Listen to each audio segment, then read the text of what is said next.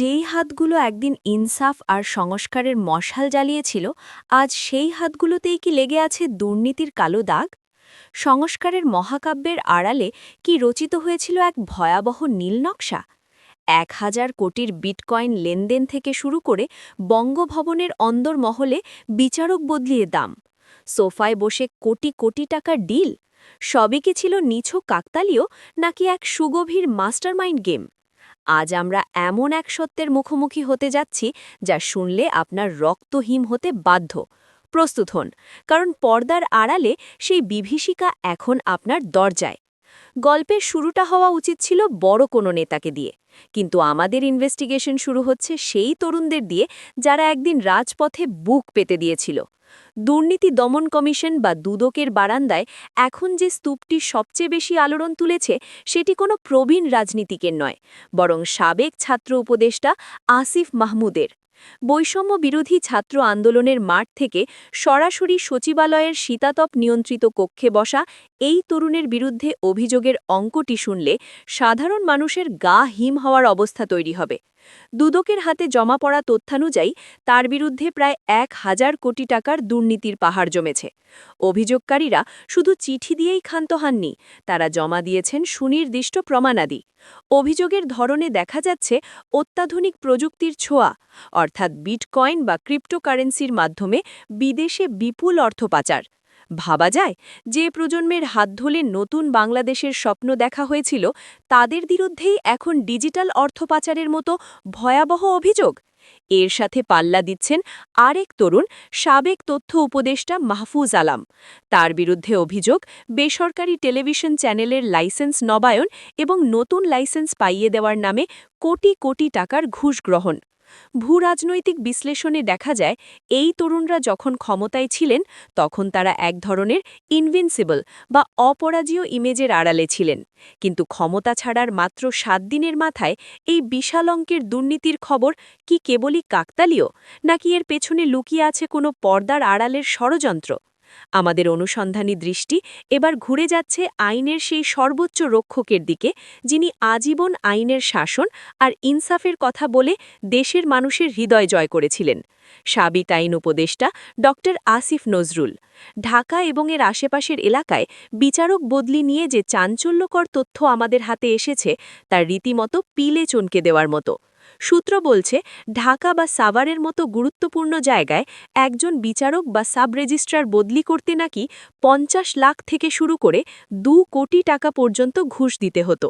উত্তরা, বাড্ডা বা গুলশানের মতো লাভজনক এলাকার সাব রেজিস্ট্রারদের বদলি করে তিনি নাকি গড়ে তুলেছিলেন এক অঘোষিত বদলি সিন্ডিকেট। কিন্তু সবচেয়ে রক্তহীন করা তথ্যটি হল জামিন বাণিজ্য।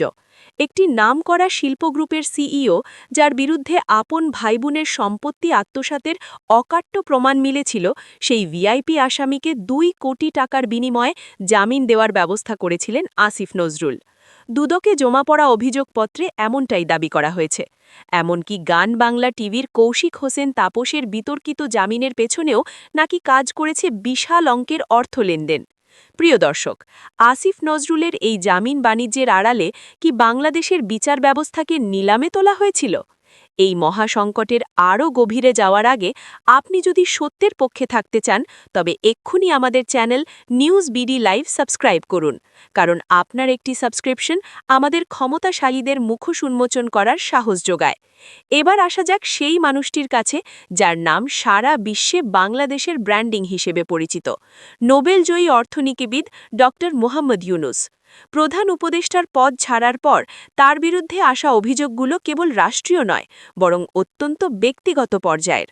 গ্রামীণ টেলিকম ও গ্রামীণ কল্যাণের বিপুল অর্থ নিয়ে নতুন এক নীল নকশার খবর এখন টক অফ দ্য কান্ট্রি। দুদকে আসা অভিযোগ বলছে, ডক্টর ইউনুস তার নিজের নামে একটি আলাদা ট্রাস্ট গঠন করেছিলেন। বাহ্যিক দৃষ্টিতে এটি সেবামূলক মনে হলেও অভিযোগকারীদের দাবি এটি মূলত বিপুল পরিমাণ আয়কর ফাঁকি দেওয়ার একটি আইনি কবজ। এই ট্রাস্টের মূল কাজ নাকি তার পারিবারিক সদস্যের বিলাসিতা এবং আর্থিক নিরাপত্তা নিশ্চিত করা। বিগত সরকারের আমলের শ্রম আইন লঙ্ঘনের সেই পুরনো ক্ষতের উপর এখন যুক্ত হয়েছে বিদেশে অর্থ পাচারের নতুন তকমা। আন্তর্জাতিক মহলে ইউনুস ফ্যাক্টর যতটা শক্তিশালী, দেশের ভেতরের এই দুর্নীতির অভিযোগগুলো কি তার সেই ভাবমূর্তিকে ধূলিসাৎ করার এক ভয়াবহ প্রচেষ্টা, নাকি সংস্কারের নামে তিনিও জড়িয়ে পড়েছিলেন এক ব্যক্তিগত অর্থলিপ্সার মহোৎসবে? পরিবেশ রক্ষায় যিনি ছিলেন আপোষহীন যোদ্ধা, সৈয়দা রিজওয়ানা হাসানের বিরুদ্ধেও যখন দুর্নীতির অন্তত ৮টি অভিযোগ জমা পড়ে, তখন সচেতন মহলে এক হিম হওয়ার অবস্থা তৈরি হয়। পরিবেশ অধিদপ্তরের বিভিন্ন উন্নয়ন প্রকল্পের অর্থ আত্মসাৎ এবং নিজের স্বামীর মাধ্যমে আওয়ামী লীগের সাবেক বিদ্যুৎ উপপ্রধান নসরুল হামিদ বিপুর সাথে গোপন আতাতের অভিযোগটি সবচেয়ে বেশি রহস্যময়। ক্ষমতার অপব্যবহার করে অন্যের সম্পত্তি দখল করার মতো অভিযোগও তার নামের পাশে যুক্ত হয়েছে। একই সময় জ্বালানি খাতের হর্তাকর্তা মোহাম্মদ ফাউজুল কবিদের বিরুদ্ধে উঠেছে সামিট গ্রুপের মতো দানবীয় প্রতিষ্ঠানের কাছ থেকে মোটা অঙ্কের কমিশন নেওয়ার অভিযোগ। স্বাস্থ্য খাতের সাবেক উপদেষ্টা নূরজাহান বেগমের বিরুদ্ধেও টেন্ডার সিন্ডিকেটের সাথে হাত মিলিয়ে ওষুধ কেনাকাটায় ব্যাপক অনিয়মের অভিযোগ উঠেছে। যেন প্রতিটি মন্ত্রণালয় ছিল দুর্নীতির এক একটি নতুন গবেষণাগার। এই যে হাজার হাজার অভিযোগের পাহাড় দুদকে জমছে, এর পেছনের কারণটা কি? বিশ্লেষকরা মনে করছেন এটি কেবল উপদেষ্টাদের ব্যক্তিগত দুর্নীতি নয়, বরং বাংলাদেশের ক্ষমতার কাঠামোর একটি চিরন্তন ব্যর্থতা। ইউনুস সরকার যখন সংস্কারের দোহাই দিয়ে দীর্ঘ সময় ক্ষমতায় থাকতে চেয়েছিল, তখন তাদের প্রতিটি উপদেষ্টার এই তথাকথিত দুর্নীতি রাজনৈতিক দলগুলোর জন্য এক বড় হাতিয়ার হয়ে দাঁড়িয়েছে। বিশেষ করে তারেক রহমান এবং বিএনপির জন্য এটি একটি বড় সুযোগ। তারেক রহমান খুব সুকৌশলে এই অভিযোগগুলোকে জনসম্মুখে আসতে দিচ্ছেন, যাতে জনগণের মনে এই ধারণা গেঁথে যায় যে অন্তর্বর্তী সরকারও ফেরেশতা নয়। দুদকের একজন দায়িত্বশীল কর্মকর্তা জানিয়েছেন, প্রতিদিন যে হারে অভিযোগের স্তূপ বাড়ছে তা বাংলাদেশের ইতিহাসে বিরল। কিন্তু প্রশ্ন থেকে যায়, এই অভিযোগগুলো কি প্রতিহিংসার ফসল, নাকি বাস্তবেই এই সংস্কারকরা ভক্ষক হয়ে উঠেছিলেন? টিআইবির ডক্টর ইফতেখারুজ্জামানের মতে আইনের ঊর্ধ্বে কেউ নন। যদি ডক্টর আসিফ নজরুলের ২ কোটির জামিন বাণিজ্য থেকে শুরু করে ফাউজুল কবিরের জ্বালানি কমিশন, সবই যেন একটি সুসংগঠিত মাস্টারমাইন্ড পরিকল্পনার অংশ। ডক্টর ইউনুসের ট্রাস্ট গঠন এবং আয়কর ফাঁকির বিষয়গুলো যদি আন্তর্জাতিক আদালতে পৌঁছায়, তবে বাংলাদেশের জন্য তা হবে এক আন্তর্জাতিক লজ্জা। সৈয়দা রিজওয়ানা হাসানের দখলদারিত্বের অভিযোগ আর স্বাস্থ্য উপদেষ্টার সিন্ডিকেট প্রীতি সবই প্রমাণ করছে যে পরিবর্তনের স্লোগানটি ছিল কেবল একটি মোড়ক। মোড়কের ভেতরে রয়ে গিয়েছিল সেই পুরনো লুটেরা চরিত্র। এই বিশাল পর্দার আড়ালের ষড়যন্ত্র কি তবে এদেশকে চিরতরে অন্ধকারে ঠেলে দেবে, নাকি দুদকের এই তদন্তই হবে নতুন বাংলাদেশের প্রকৃত সংস্কারের শুরু? আসিফ মাহমুদের বিরুদ্ধে ওঠা ১,০০০ কোটির দুর্নীতির বিষয়টি কেন এত বেশি গুরুত্ব পাচ্ছে? কারণ এটি তরুণ প্রজন্মের স্বপ্নের সাথে জড়িত।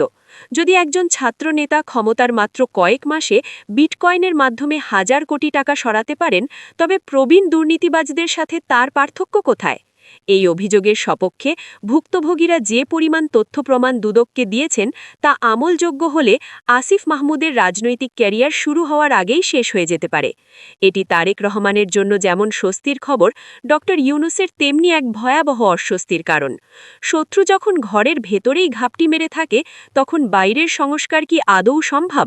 নাকি এই অভিযোগের পাহাড়ি বলে দিচ্ছে যে এদেশের ক্ষমতার মসনদে বসলেই মানুষের রক্ত পিশাচের রূপ নেয়?